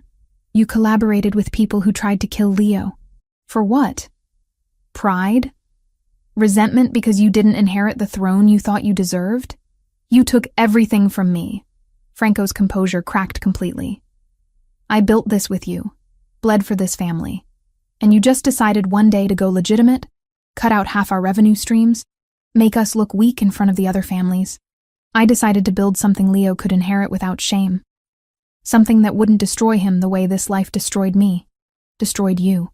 Anthony's voice was cold. "You could have been part of that future. Instead, you chose to tear it down." Franco reached inside his jacket. His security team moved, but Marco was faster. Gunshots rang out. deafening in the enclosed space. Franco's man went down. The others hesitated, hands raised, clearly not paid enough to die for someone else's vendetta. Then Franco did something I didn't expect. He pulled a phone, not a gun, typed frantically, and smiled, vicious and triumphant. "You think you've won? You think blocking money matters?" He held up the phone screen. "I had a contingency, brother. Insurance for exactly this scenario. My O'Sullivan contacts have had a team positioned near your precious safe house for days. The moment you blocked the transfer, the moment I sent this signal, they move on your location." My blood went ice cold. "Leo, your boy and your architect's little arrangement, both wrapped up in one convenient package." Franco's smile widened. "Give me what I want, everything you blocked, or you'll never see either of them alive again." Anthony moved so fast I barely registered it. He had Franco slammed against the server rack, forearm across his throat. "Where?" "Exact location." "Catskills property, the one you thought was so secret. We've known for weeks, hacked your system, copied your tracking protocols." Franco gasped for air. "They're waiting for my signal. Give me the assets, or I send it now." Everything slowed down. Every calculation I'd made, every security protocol, every careful design meant to protect Leo. And Franco had circumvented all of it through simple human treachery and digital infiltration we hadn't anticipated at that level. "We need to go," I said. "Now. Helicopter to the property. Full tactical team." "He's bluffing," Anthony said, but uncertainty crept into his voice. "Maybe. But can you risk Leo's life on maybe?" I grabbed my phone, tried calling James. No answer. Carter. Same. My stomach dropped. The safe house isn't responding. Anthony released Franco, who crumpled, gasping, to Marco. "Secure him. Everyone on the O'Sullivan payroll in this building. Take them into custody. Call my FBI contact. Tell them Franco Ravellini is ready for federal questioning about racketeering and attempted financial fraud." To me, "Let's move." The helicopter was already spooling up when we reached the roof. Dawn was breaking over the city, painting the skyline in shades of blood orange. Appropriate, given what we were about to face. My phone buzzed. Unknown number. I answered. "Miss Cole." The voice was female, cold, efficient. "I represent people interested in concluding this business efficiently. Your young friend is unharmed. Our team encountered more resistance than anticipated at the property. But the situation is now under our control. If you've hurt him, we're business people, not monsters, but business requires leverage. Mr. Ravellini has something we want. When he provides it, the boy is returned. Simple transaction. What do you want? The port. Complete transfer of ownership, properly executed this time without interference. Sign it over, drop all charges against Franco, and the child lives. Refuse, and we demonstrate that family loyalty has consequences." The line went dead. Anthony had heard everything. They have him. Franco's contingency worked. Then we get him back. I held his gaze. Whatever it takes, we get Leo back. The helicopter lifted off, and I found myself falling back on the only thing I knew with certainty. Structural engineering, tactical assessment, problem-solving under pressure. Somewhere in the Catskills, in a house I'd evaluated for defensive capabilities, Leo was in the hands of professional criminals, and I was going to use every piece of knowledge I'd ever acquired to bring him home. 2 hours after the emergency call from the safe house, Anthony's tactical team surrounded the situation with military precision. James had managed one burst transmission before communications went dark. 12 O'Sullivan operatives, professional mercenaries, coordinated ambush at dawn. Carter was down but alive. Leo had been taken. Now we stood in a command center hastily assembled in an abandoned warehouse 15 miles from the safe house. Drone footage streamed across monitors, thermal imaging showing heat signatures inside the property, and 3 vehicles parked in defensive positions outside. "They're using Leo as leverage," Marco reported, studying the tactical displays. "Standard hostage protocol. They'll negotiate until they get what they want, or until they determine negotiation has failed." Anthony's face was carved from stone. "How many inside?" 8 confirmed. 4 more in the perimeter vehicles. They've fortified the main floor, set up observation posts on the second level. Marco pointed to the thermal readings. This signature here, smaller, isolated in the northeast bedroom. That's likely the child. My chest tightened. Leo, alone and terrified, surrounded by armed men who saw him as nothing more than a bargaining chip. What's the timeline for tactical entry? Standard hostage rescue? 12 hours minimum to plan and execute safely. Marco looked at Anthony. But we don't have 12 hours. Once they realize Franco's transfer failed, once they understand they're not getting paid, Leo becomes a liability instead of an asset. Then we go now, Anthony said. Sir, with respect, a hasty assault increases the risk to the child exponentially. Marco's voice was careful but firm. These are professionals. They'll have kill orders if they're breached.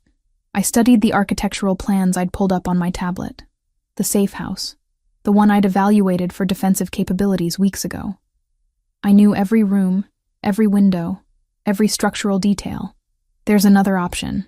Everyone turned to look at me. The house has a secondary access point. A utility tunnel from the original build, connects to the root cellar. It's marked on the original blueprints, but the entrance is concealed behind what looks like foundation stone. I pulled up the schematic. I specified it be maintained during renovations specifically for emergency egress. The O'Sullivans wouldn't know about it unless they had the original architectural surveys. Anthony moved to my side, studying the plans. How wide? Maybe 3 feet. Tight fit, but navigable. Opens inside the pantry off the kitchen. If their forces are concentrated on main entry points and upper observation posts, the kitchen might be minimally guarded. Might be. Marco's skepticism was evident. That's a lot of uncertainty to risk a child's life on. Every option risks his life. I shot back. The question is which risk gives us the best odds. I looked at Anthony. I designed that house. I know the sightlines, the blind spots, the structural weaknesses. I can get inside. Absolutely not. Anthony's voice was flat. You're not trained for tactical operations. Neither is Leo, but he's in there anyway. I held his gaze. You need someone who knows the building intimately, who can navigate in the dark, who can identify the safest route to that bedroom. That's me. She's right. Marco's admission clearly cost him. Our team knows standard building layouts, but this structure has custom modifications. The architect would have knowledge we can't match. Anthony's jaw worked. If something goes wrong, sitting here planning, Leo dies anyway. I reached for his hand. Let me do this. Let me bring him home. The silence stretched. Finally, Anthony nodded once, sharp and decisive. Marco, outfit her with communications and body armor. Light gear, nothing that restricts movement in confined spaces. I want eyes on her every second. 30 minutes later, I was crawling through a tunnel that smelled of earth and old stone, a tactical headlamp providing the only light. Marco's voice came through my earpiece, directing based on drone surveillance above ground. You're 50 feet from the pantry access. No thermal signatures in the kitchen currently, but one hostile patrol passing through every 8 minutes. You'll have a window. The tunnel ended at a stone panel I'd specified during construction. I pushed carefully, feeling it rotate on concealed hinges, and emerged into darkness. The pantry. I pulled myself up, closed the access behind me, and paused to orient myself. Voices filtered from nearby. 2 men, speaking in clipped professional tones about perimeter security and extraction timelines. I pressed against the wall, controlling my breathing the way Anthony had taught me during the crane collapse. Fear was information, not a weakness. Target is quiet, one voice said. Hasn't made a sound since we secured him. Smart kid or traumatized? Hard to tell. Boss says if the transfer doesn't clear by noon, we eliminate the asset and extract.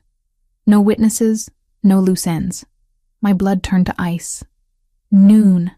That gave us 3 hours. I waited until their footsteps receded, then moved.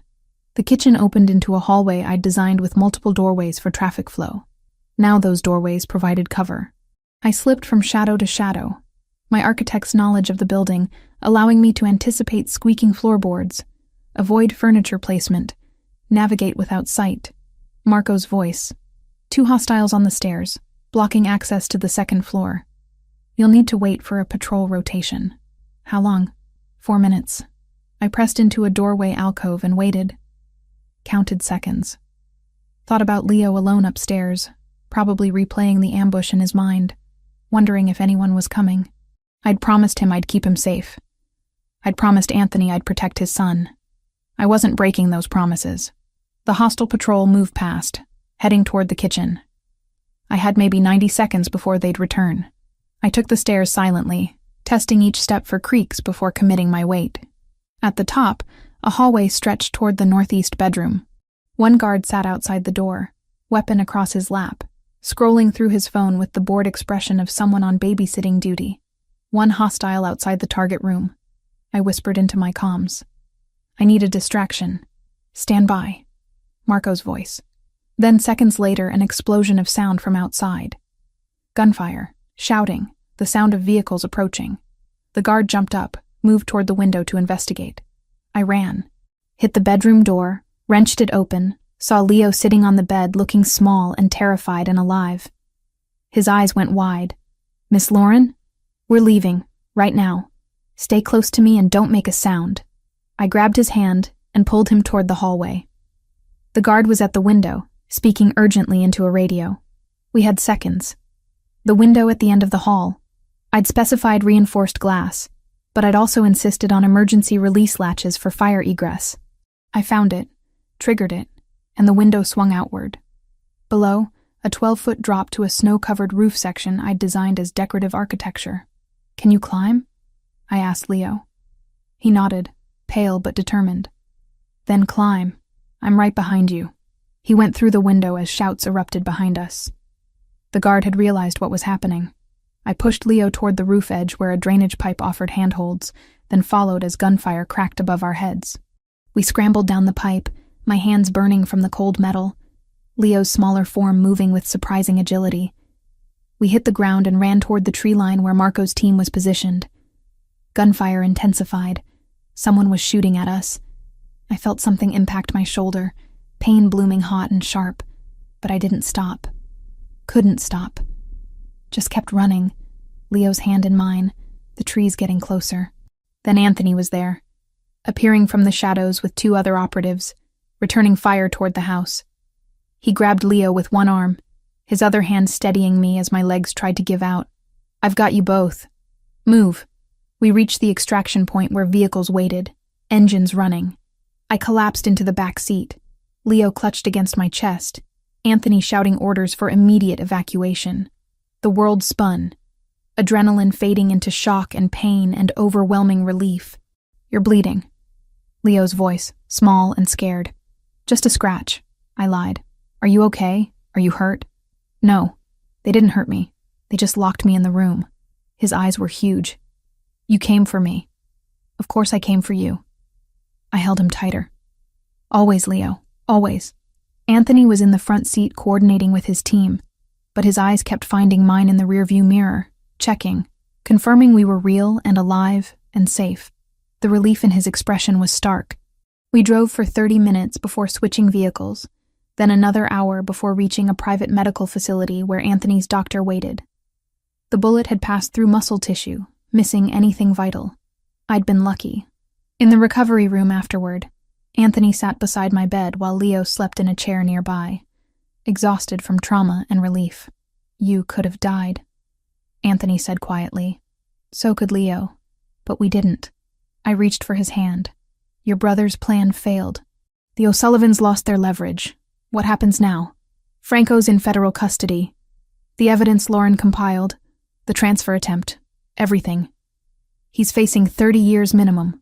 Anthony's voice was hollow. My brother. My blood.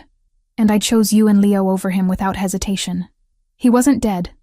But for a man like him, federal custody might as well have been exile. His accounts were frozen, his allies under investigation, his influence dismantled piece by piece. He couldn't reach us anymore. The only power he held now lived in court records and sealed case files. Because he stopped being your brother when he threatened your son. I squeezed his hand. You chose family, Anthony. Real family. The kind built on loyalty and love, not just shared DNA. He was quiet for a long moment. Then, I was wrong. About keeping people at a distance, about not trusting anyone, about building walls to protect myself. All it did was make me vulnerable in ways I didn't understand. And now I want to tear down those walls. Let people in. Build something real with you and Leo if you'll have us. His eyes met mine. Not a contract. Not an arrangement. A real family. I thought you'd never ask. He kissed me then, gentle and careful of my injuries. And I tasted possibility. A future I'd never imagined when I walked into that blind date on Christmas my sister had bullied me into accepting. Leo stirred, opened his eyes, saw us. Are you my mama now? For real? I looked at Anthony, saw his hope and fear and desperate wanting. Looked at Leo, this brave, brilliant boy who'd survived more than any child should have to face. Yeah, I said. For real. 1 year had passed since that Christmas night when everything changed. 1 year since I'd hit an armed man with an umbrella and accidentally found myself building a family instead of just buildings. The opening ceremony for the Cole Ravellini Urban Park drew a crowd larger than I'd anticipated. City officials, architectural press, families from the neighborhood who'd watched construction progress over months. The space we'd created stretched across 2 city blocks in Lower Manhattan. Green space carved from what had once been abandoned industrial property. My design, Anthony's funding, our shared vision of creating something beautiful and functional and safe. You look nervous. Anthony appeared at my elbow, looking effortlessly elegant in a dark suit. No tie, because he knew I preferred him that way. Small intimacies learned over a year of actually being together instead of just performing togetherness. I'm always nervous before presentations. I smoothed my emerald dress, the same shade I'd worn that first night and every important event since. It had become our thing. Green for Lauren. A visual signature. What if people hate it? They won't hate it. It's brilliant. He gestured to the park spreading before us. You turned a contaminated brownfield into a community asset. Children are already playing on equipment you designed to be both fun and developmentally appropriate. Elderly residents have walking paths with integrated seating at exactly the intervals your research indicated they'd need. You even built in tactical security features so seamlessly that nobody realizes they're being protected. The security was your requirement. The genius was making it invisible. He took my hand, squeezed. You did this, Lauren. Own it. Leo ran up, all 7 years of energy and excitement, clutching the sign he'd made himself. The letters were uneven but carefully colored. My mom built this. My chest tightened the way it always did when he called me mom. Real and official now. Adoption finalized 6 months ago, after extensive vetting by social services, who'd eventually concluded that yes, Anthony Ravellini had genuinely transformed his business operations into legitimate enterprise. And yes, Lauren Cole was an appropriate guardian. Is it time yet? Leo demanded. Can we do the ribbon cutting? 5 more minutes, I promised. Did you show your sign to Marco? Marco says it's perfect. He also says the playground fort I helped design is structurally superior to most military installations. Leo said this with complete seriousness. I think he was joking, but I'm not sure. Marco doesn't joke, Anthony and I said simultaneously, then smiled at each other. The park had been deliberately built on the site of the building where Franco's empire had finally collapsed, and federal agents had walked him out in handcuffs. The symbolism wasn't lost on anyone who knew the full story. Destruction transformed into creation, death into life, betrayal into something resembling redemption. Not that Franco had earned redemption. He was serving 28 years in federal prison for racketeering, conspiracy, and attempted kidnapping. The O'Sullivan family had been dismantled through coordinated FBI operations that Anthony had fully cooperated with. We were safe now. Actually safe. Not just performing safety. The ceremony began with the mayor's speech about urban revitalization and public-private partnerships. Then my turn. I stepped to the podium, looking out at faces that included my construction crew, my professional colleagues, and the families who would actually use this space. A year ago, I was an architect focused on buildings, I began. Structure, materials, function. I thought I understood design. Then I met someone who challenged me to think differently, To design not just for efficiency, but for protection. Not just for aesthetics, but for life. I found Anthony in the crowd, Leo standing beside him. This park represents what happens when you combine different kinds of expertise. Urban planning and security analysis, childhood development and tactical awareness, beauty and safety.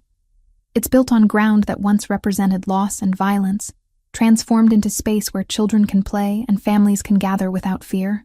I detailed the features, the sustainable materials, the native plantings chosen to thrive in urban conditions, the water features designed for both beauty and emergency fire access, the seemingly decorative barriers that were actually rated to stop vehicles from entering pedestrian spaces. Everything dual purpose, everything thoughtful. But mostly, I concluded, this park represents the idea that we can build better foundations. For our cities, for our communities, for our families. We can take broken things and make them whole. We just have to be willing to do the work. The ribbon cutting came with champagne and applause. Leo wielded the oversized scissors with theatrical flair, while cameras captured the moment. Then he was off, running toward the playground fort that had been partly his design, other children following. Anthony and I stood watching, his arm around my waist. Co-CEO of development looks good on you, he murmured. Even if you insist on spending half your time on actual construction sites instead of in boardrooms. Someone has to make sure contractors follow specifications. I leaned into him. Besides, boardrooms are your specialty. I prefer blueprints to balance sheets. Lucky we complement each other then. A reporter approached, one of the architectural journalists who'd been following the project. Miss Cole, there's been some discussion about the park's location. Building on the site of, well, given the history here, was that intentional? I met her eyes directly. Completely intentional. Cities have long memories. Sites of tragedy can become sites of renewal if we're brave enough to acknowledge the past while building toward better futures. This ground held violence. Now it holds hope. That's not erasure. That's transformation. She nodded, satisfied, and moved on to photograph the water features. The sun was setting, painting the sky in shades of orange and gold. The park lights activated automatically, warm and welcoming. Families settled on benches. Children shrieked with joy from playground equipment, and the city hummed around us in its usual chaotic symphony. Papa, Mama, come see. Leo waved from the top of the fort structure, victorious. He called you Mama, Anthony observed. He's been doing that for months. I know. Still makes me happy every time. He turned to face me fully. I have something for you. Anthony, you already gave me the partnership, the co-CEO position, He pulled out a leather portfolio. Open it. Inside were property deeds. Multiple properties. The penthouse, the port, the warehouse development, a dozen others. All transferred to joint ownership. My name next to his on every single document. You already did this with the business holdings, I said quietly. You didn't have to. I want you to have everything. Legal partnership in all of it.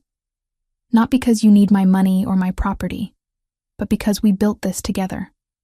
The legitimate business, the clean operations, the life where Leo can grow up proud of his family instead of scared of it.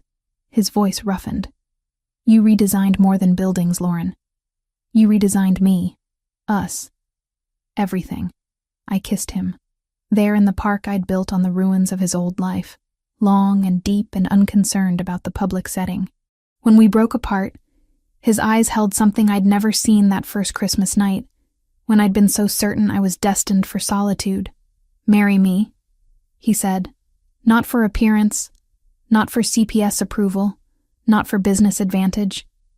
Marry me because I want to wake up next to you every morning for the rest of my life and know that you chose this, chose us, chose to stay, even when staying was terrifying. You're really asking me to marry you in a park, in front of 200 people, with no ring.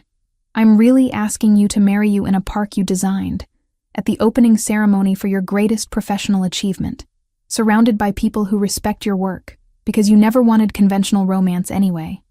You wanted partnership. He smiled. As for the ring, it's in my pocket. I've been carrying it for 3 months, waiting for the perfect moment. This felt right. He produced a ring, emerald center stone flanked by diamonds. And suddenly I understood why he'd insisted on reviewing the jewelry designs for the park's donor recognition wall. He'd been getting inspiration. "It's perfect," I breathed. "Is that a yes?" "That's a yes, you impossible man." I kissed him again. Yes to marriage.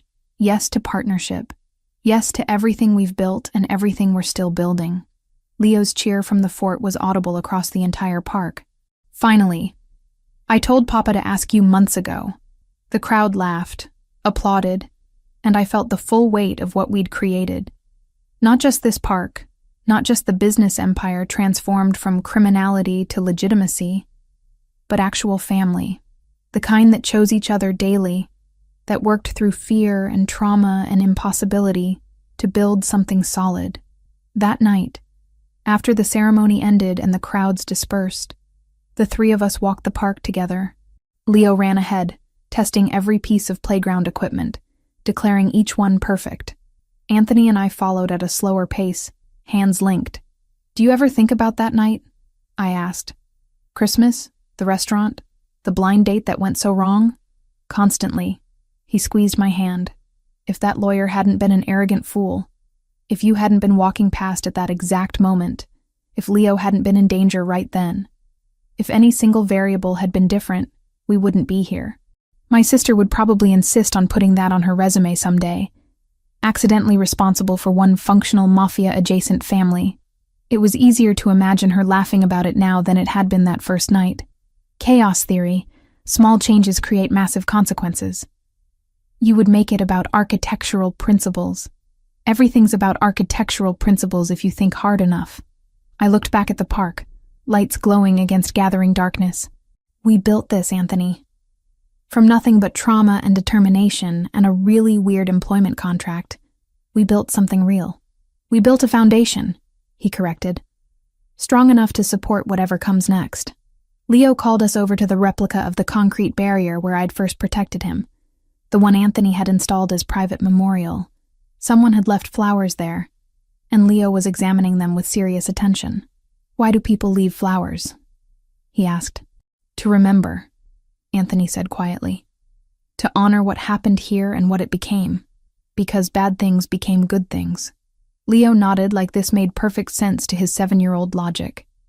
Like how Franco was bad, but now we have Lauren instead. "That's one way to look at it," I agreed. "I like this way better." Leo grabbed both our hands. "Can we come back tomorrow? I want to test the fort again." "We can come back whenever you want," Anthony promised. "This is ours. Your mama built it for the whole city, but especially for us." Walking home through Manhattan streets, Leo between us swinging from our joined hands, I thought about structures and foundations, and the way good architecture shaped how people lived their lives. I'd spent my career believing buildings were the important work. Now I understood that buildings were just containers. It was the people inside them, the families they sheltered, the lives they protected, that mattered. We'd started with a business arrangement and built a family. Started with fear and created safety. Started with nothing but an umbrella and desperation and built an empire of legitimacy and love. Not a bad return on investment for one disastrous blind date. The end.